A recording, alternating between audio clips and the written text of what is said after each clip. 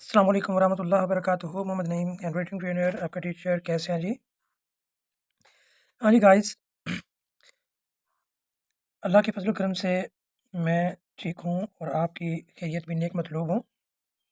Guys, आज जो हम टॉपिक लेकर आए हैं वो अलिफ से बनने वाले मुश्किल अल्फाज हैं।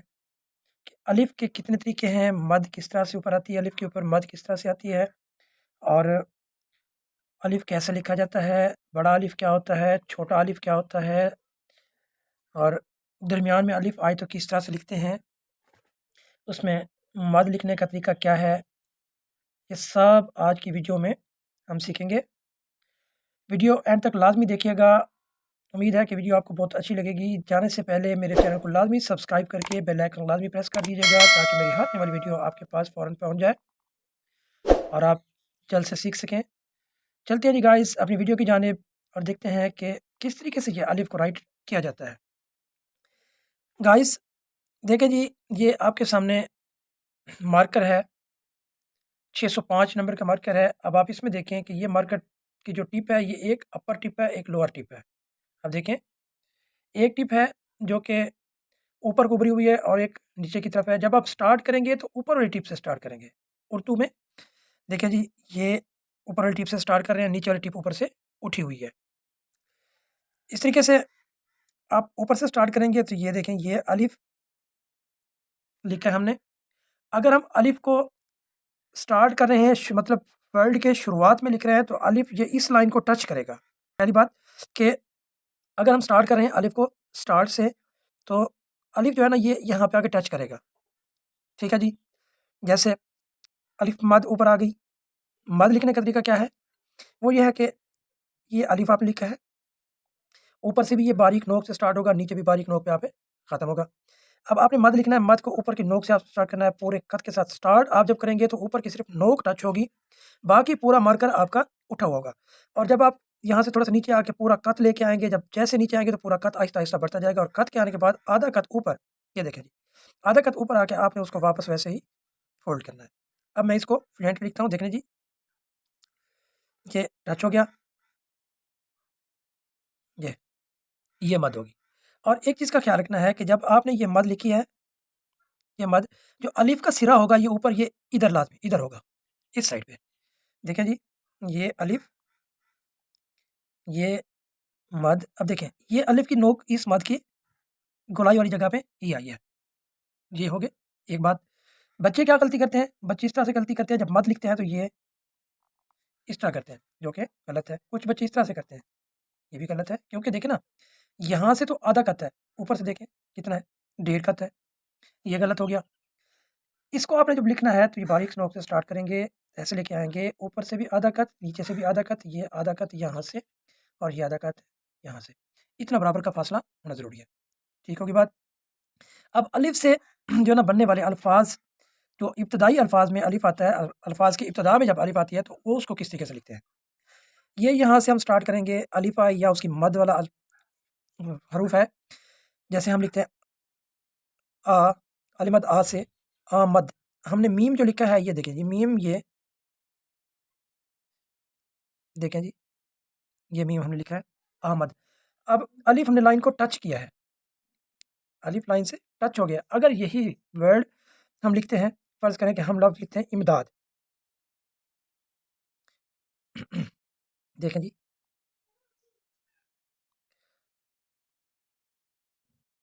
अब जो अलिफ दरमियान में आता है, जो अलिफ दरमियान में आता है वो हमेशा हवा में मुअल्लिक होता है, पेंडिंग होता है, वो इस लाइन से टच नहीं होता। फिर से देखें, जैसे लफ्ज़ है इब्तिदा, लफ्ज़ है इब्तिदा। अब देखिए ये जो अलिफ है ये हवा में मुअल्लिक है, इसको आपने टच नहीं किया। इब्तिदा या इब्तदाई,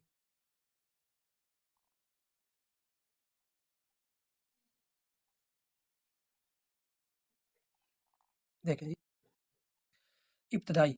इस तरीके से लफ्ज़ है इंदराज। पहला अलिफ लाइन से टच होगा, ये नून का सिरा, इसके साथ दाल को हमने जोड़ा है, इंदराज, सॉरी ये गलती हुई है मुझसे, फिर से देखें जी। अगर आपसे कोई गलती हो जाए कि उसके ऊपर छोटा-सा आप एक कट लगा दो, क्योंकि इंसान से गलती हो जाती है। देखें जी, यहाँ पे आप जीमा लिखेंगे, देखिए इंदराज।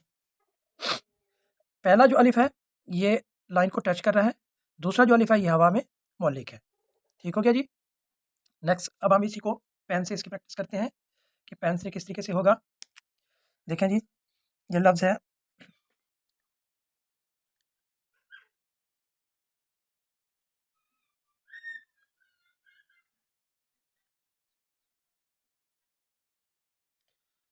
ये, देखें जी वही लफ्ज़ इब्तदाई हमने पेन से लिखा है। इस तरह से है लफ्ज़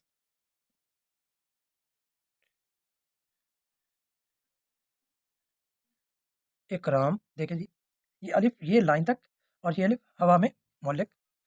इस तरह से लफ्ज़ है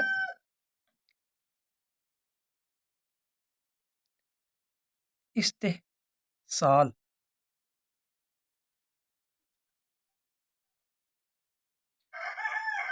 ये लफ्ज़ है इस्तेहसाल।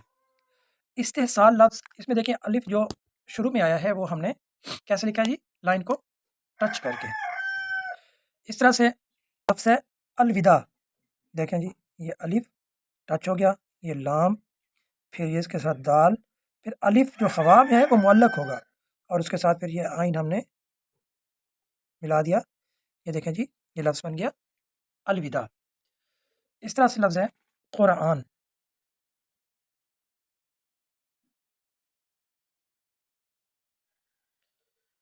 मद आ गया, ये हवा में मुअल्लक कुरान। हाँ जी गाइस, ये थी इब्तदाई और दरमियानी अलिफ के ऊपर कुछ बहस। अब हम देखते हैं कि छोटा अलिफ किस तरह से लिखते हैं। छोटा अलिफ जहाँ भी आता है ये उसमें ज़म हो जाता है। जैसे ये शेप ऑफ बोट है, ये तो हमने शेप ऑफ बोट बनाया लेकिन इसके साथ हमने छोटा अलिफ एक छोटा-सा मिला दिया है। ठीक है जी? इस तरह से लफ्ज़ हम लिखते हैं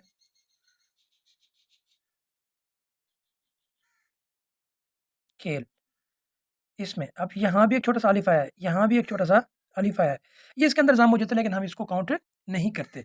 लेकिन हम जो ज़्यादातर इसमें काउंट करते हैं ये इब्तिदाई अलिफ और दरमियानी अलिफ, ये इसमें काउंट हो जाता है।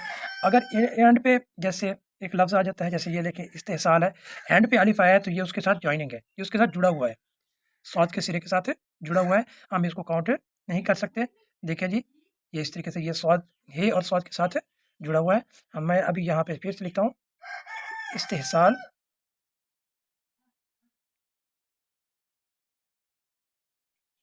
देखें जी, ये इसके साथ जुड़ा हुआ है, सॉद के सिरे के साथ, ये इसमें ज़म हो गया है। छोटा अलिफ जब भी होगा वो उसमें ज़म हो जाएगा। हाँ जी गाइस, ये थी हमारी आज की वीडियो। इंशाअल्लाह आप लोगों को इससे सीखने का मौका मिलेगा। चलते हैं, मिलते हैं जी नेक्स्ट वीडियो के साथ। तब तक के लिए अल्लाह हाफ़िज़।